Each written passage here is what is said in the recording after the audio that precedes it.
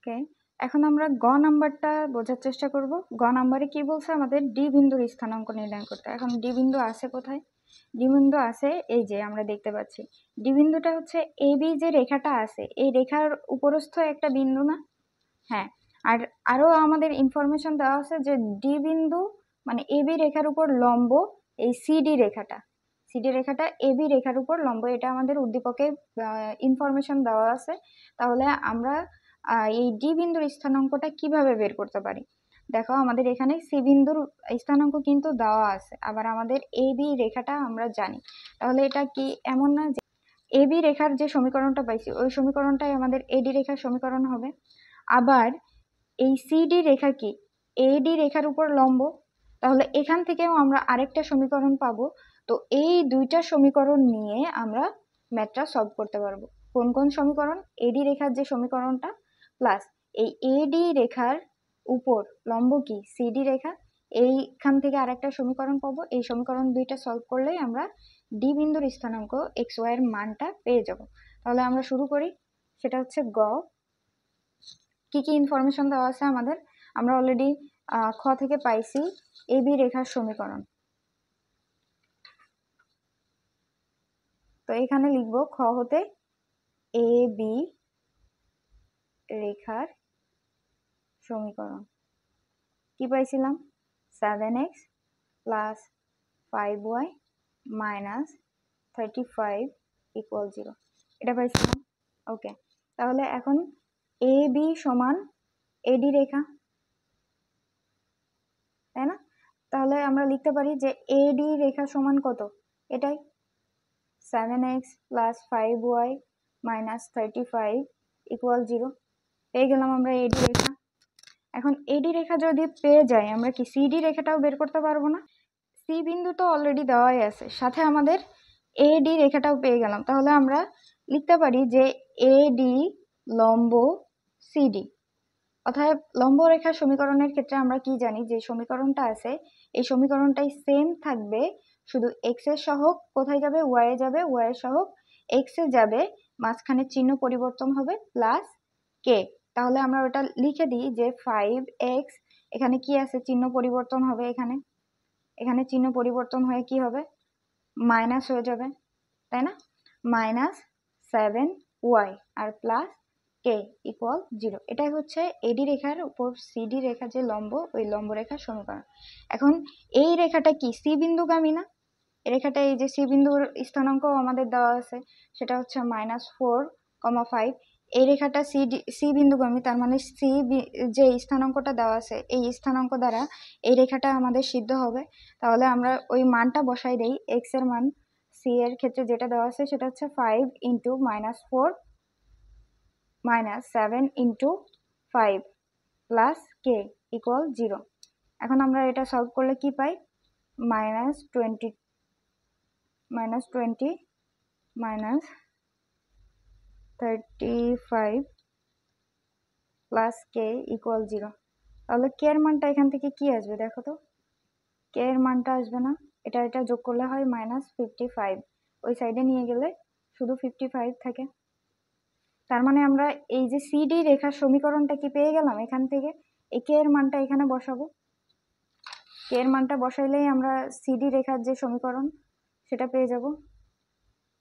CD রেখার সমীকরণ কি সেটা?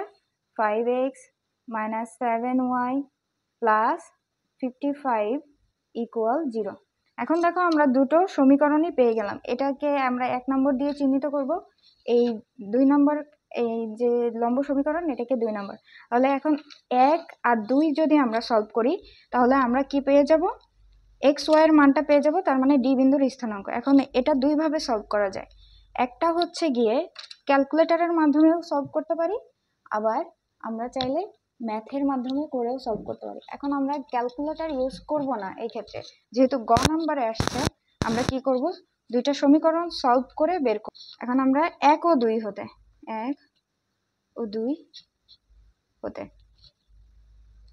এখন 1 ও 2 হতে যদি আমরা সিম্পল ভাবে করি তাহলে কি হবে? না, এখানে আমাদের একটু কাজ করতে হবে, যেটা আমরা এই সমীকরণ সলভ করার সময় করতাম। অপনয়ন পদ্ধতি ইউজ করব। যেমন এখানে দেখো 7x আছে, 5y আছে, এখানেও সিমিলার কিছু আছে তাই না, 5x 7y। তার মানে আমরা যদি এক্স ওয়াই থেকে একটা কাটাকাটির ব্যবস্থা করি তাহলে ইজিলি আমরা সলভ করতে পারবো, টাইম কম লাগবে, ইজি হবে আমাদের জন্য। তাহলে দেখো আমরা যদি এখানে আমরা মাইনাস না করে প্লাস করতে চাই তাহলে দেখো যে ওয়াইয়ের আগে একটা প্লাস আছে মাইনাস আছে, তার মানে ওয়াইটা কাটা সহজ হবে প্লাস করলে, তাই না? তাহলে ওয়াইটা সিমিলার বানানোর জন্য এই 1 নং সমীকরণকে আমরা যদি 7 দ্বারা গুণ করি আর 2 নং সমীকরণকে আমরা যদি 5 দ্বারা গুণ করি তাহলে কি আমাদের ওয়াইটা বাদ চলে যায় না? তো আমরা সেটাই করব যে 1 গুণ কত 7 প্লাস 2 গুণ 5 করে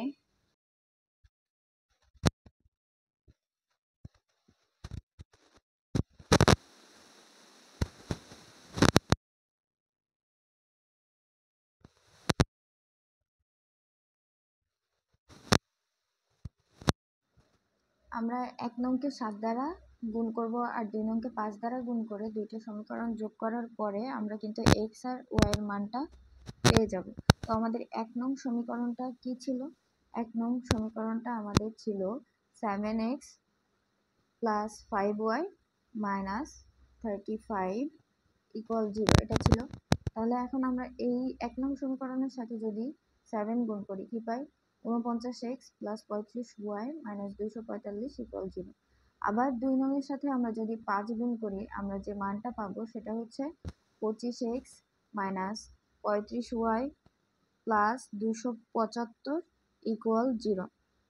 তো এখন এই সমীকরণটাকে আমরা যোগ করলে দুইটাকে 35y আর 35y কাটাকাটি চলে যায়, তাহলে আমাদের থাকে কি x এর মানটা থাকে আর ওই সাইডে নর্মাল যে ভ্যালুটা আছে কনস্ট্যান্ট মান ওটা থাকবে। তো 49x আর 25x যোগ করলে আমরা পাই 74x, আর 275 থেকে 245 বাদ দিলে থাকে আমাদের কত 30 ইকুয়াল 0 লিখতে পারি।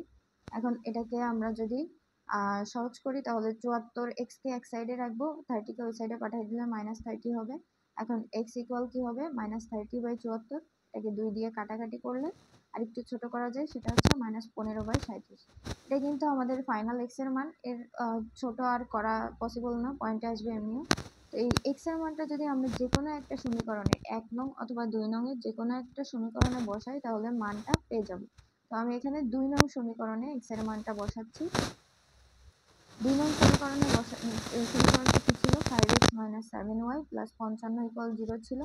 এখন 5 রাখলাম আর x এর জায়গায় x এর মানটা বসাই দিলাম minus 15/37 minus 7y plus 55 equal 0। এখন 5 এর সাথে মাইনাস 15 গুণ করলে হয় মাইনাস 75 আর নিচে আমাদের 37 থাকে মাইনাস 7y প্লাস 55 ইকুয়াল 0। এখন মাইনাস 75/37 এর সাথে প্লাস 55 করলে যে মানটা পাবো আমরা সেটা হচ্ছে 1960/37। এটা ক্যালকুলেটরে ক্যালকুলেশন করলেই চলে আসবে মাইনাস 7 ইকুয়াল 0। এখন মাইনাস 7কে 7y-টাকে এক সাইডে রাখলাম আর মাইনাস 1937কে ওই সাইডে পাঠিয়ে দিলাম। এখন উভয় সাইড থেকে মাইনাস গুণ করলে কি মাইনাস উঠে যাবে, তার মানে প্লাস চিহ্ন থাকে দুই সাইডে। তাহলে ওয়াইটাকে যদি এক সাইডে রাখি আর 7টাকে এই সাইডে পাঠিয়ে দিলে ভাগ হবে। ভাগ করলে আমরা আলটিমেটলি যে রেজাল্টটা পাবো সেটা হচ্ছে 280/37, যেটা কিনা আমাদের ডি বিন্দুর স্থানাঙ্ক x y এর মান। কোটিটা হচ্ছে মাইনাস 15/37 আর ভুজ হচ্ছে 280/37। তো এটাই হচ্ছে আমাদের টোটাল গ নাম্বার ম্যাথটা। আশা করি টোটাল যে যশোর বোর্ড 2023-এর সরলরেখা থেকে যে ম্যাথটা ছিল সবার বুঝতে সুবিধা হয়েছে। আমি খুব ডিটেলে বোঝানোর চেষ্টা করছি, তারপরে যদি সমস্যা থাকে